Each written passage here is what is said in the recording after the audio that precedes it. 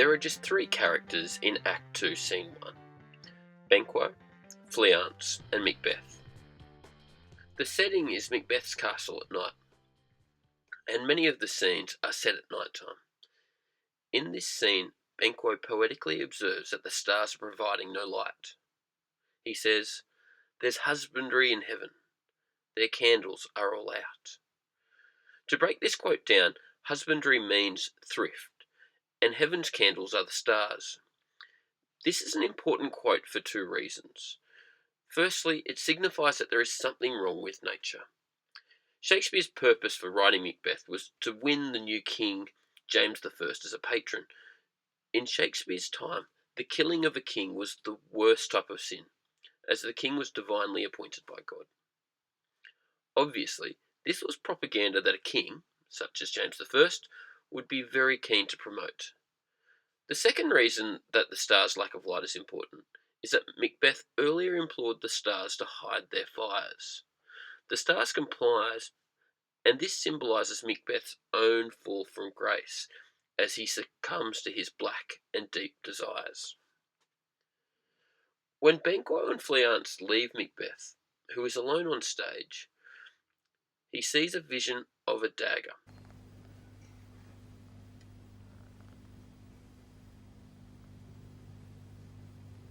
Is this a dagger which I see before me? The handle toward my hand. Come, let me clutch this. Have they not? I need to see this done. Art thou not fatal vision, sensible to feeling as to sight? Or art thou but a dagger of the mind, a false creation proceeding from the heat oppressed brain? I see thee yet, in form as palpable as this, which now I drew. The marshals me the way that I was going, and such an instrument I was to use. Mine eyes are made the fools of the other senses. All else worth all the rest. And see thee still. And on thy blade and dudgeon gouts of blood, which was not so before.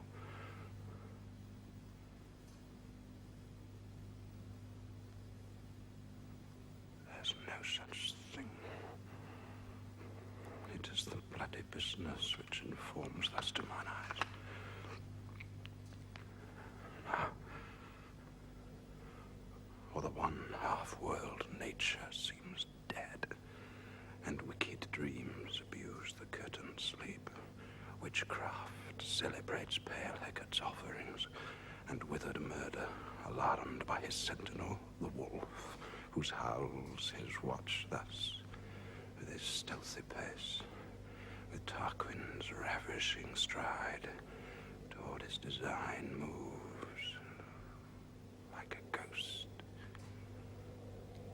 Thou sure and firm-set earth, hear not my steps which way they walk, for fear thy very stones prate of my whereabouts, and take this present horror from the time which now suits with it.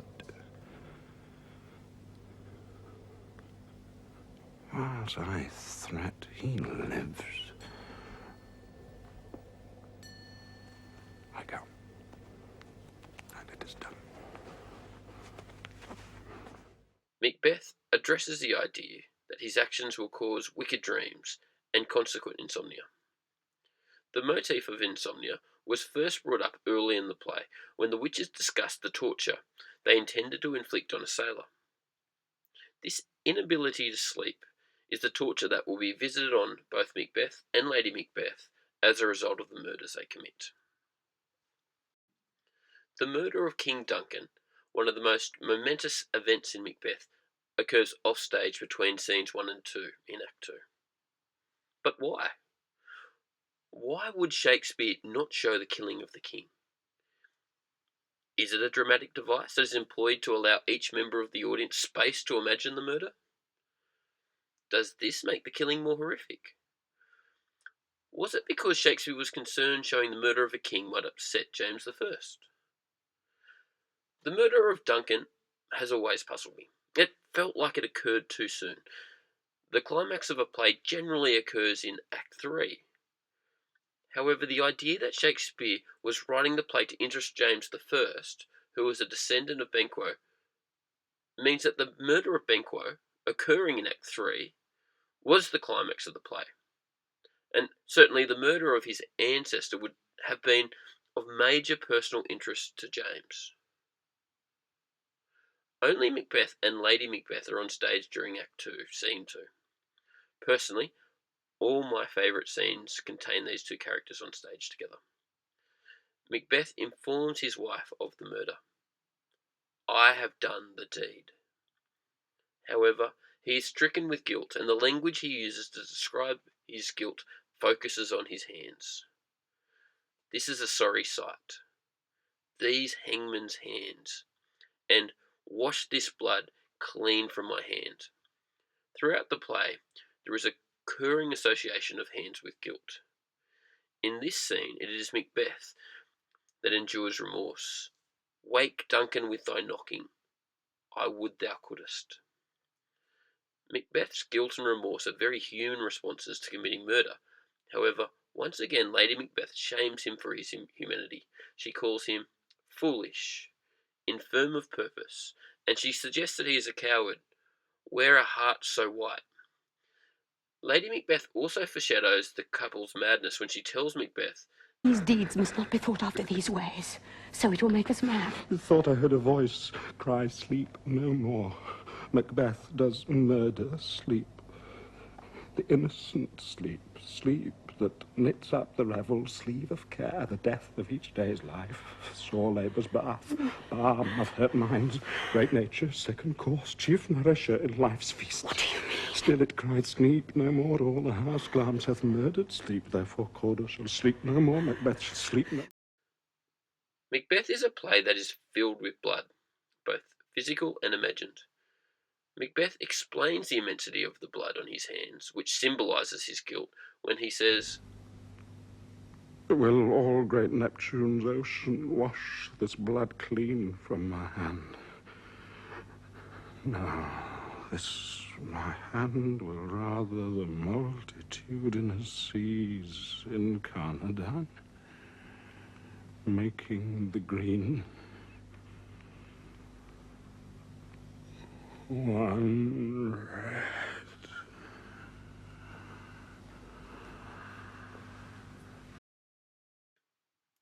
There is a brief respite from the tension of Act 2, Scene 2, in Scene 3. In this scene, we have a drunken porter who imagines himself to be the porter of hell. The dramatic irony here is that the audience know that Macbeth has murdered King Duncan and all hell is about to break out. The porter imagines that he opens the gates of hell for a farmer, an equivocator, and a tailor. Although this scene may seem out of place, it serves to repeat some of the significant imagery and themes of the play. The porter admits the farmer into hell. Now, earlier in the play, King Duncan and Banquo both use farming imagery in Act 1, Scene 4. Throughout the play, there is the imagery of clothes not fitting correctly. Macbeth, for example, asks Angus, why do you dress me in borrowed robes? The porter admits the tailor into hell. And finally, the equivocator. An equivocator is a person who speaks ambiguously or who doesn't speak the whole truth. Throughout Macbeth, there is the theme of appearance and deception. The witches warn the audience at the start of the play that fair is foul and foul is fair. This means that nothing is as it seems. Lady Macbeth continues this concept of deception when she implores Macbeth to look like the innocent flower, but be the serpent under it. The porter's conversation serves multiple purposes. It provides a break for the audience through comedy from the tension of the play. It reminds the audience of some of the play's recurring imagery and themes. It foreshadows what life will be like in Scotland after the murder of a king, hell, and it also foreshadows what life will be like for Macbeth and Lady Macbeth, which again, a form of hell. Macbeth's language in Act 2, Scene 3 signifies the mental strain that murdering the king has placed on his mind. Suddenly his language is short and clipped when he is speaking to Lennox and Macduff. He says, "Good morrow, both." "Not yet. I'll bring you to him." When Macduff discovers the body, he calls it, "Oh horror, horror, horror, and most sacrilegious murder." This captures the idea of the time that a king was divinely appointed by God, and the murder of a king was one of the greatest sins that could be perpetrated. After Lady Macbeth enters the scene, Macbeth is galvanised, and his language changes. Once more he is speaking in blank verse. "The spring, the head, the fountain of your blood is stopped. The very source of it is stopped." I think there is a real argument that this is the point in the play where Macbeth is completely committed. He is going to deceive and kill and do whatever he has to do in order to be king, and, when he becomes king, to maintain his kingship. Malcolm and Donalbain, Duncan's two sons, choose to flee at the end of the scene, as they, quite rightly, fear for their lives. This creates a clear path for Macbeth to achieve his vaulting ambition and become the king. Act 2, Scene 4 opens with an old man speaking to Ross about unnatural occurrences. Day is like night, and he says, "Dark night strangles the travelling lamp." Also, an owl kills a falcon, and Duncan's horses revolted against mankind. This dialogue establishes the idea that the murder of King Duncan has upset the natural order of nature. The audience also learns that Macbeth is going to be crowned as the new king. When Macduff learns this, he says, "Lest our old robes sit easier than our new." I interpret this to be a form of metonymy, which is a substitution of the name of a thing with the name of something else with which it is closely associated. The robes refer to the royal robes of a king. Macduff is expressing concern that life in Scotland with Macbeth as king is going to be worse than when Duncan was the king. And he is, of course, absolutely right.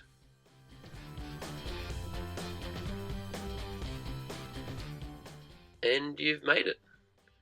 Just to recap what happened in Act 2, the most significant event was the murder of King Duncan, which the audience doesn't actually see as it occurs off stage between scenes 1 and scenes 2. Before the body of Duncan is discovered, Macbeth's speech is short and faltering. He appears to be very nervous. However, when the body is discovered, Macbeth seems to make the decision to embrace his own evilness, and his language returns to iambic pentameter. The murder of the king, which is a great sin against nature, sparks a series of unnatural occurrences: night swallowing day, an owl killing a falcon, and Duncan's horses revolting against their grooms. The act ends with news that Macbeth has become the new king, which Macduff has serious reservations about, and in his reservations he foreshadows the violence and the tragedy that is yet to occur in the play. So look, thank you so much for watching. If you did enjoy the video, look, please leave comments if there's something else you'd like us to explore about Macbeth. Please let us know. If you did like it, please give us a thumbs up, or even better, subscribe. Thanks again for watching.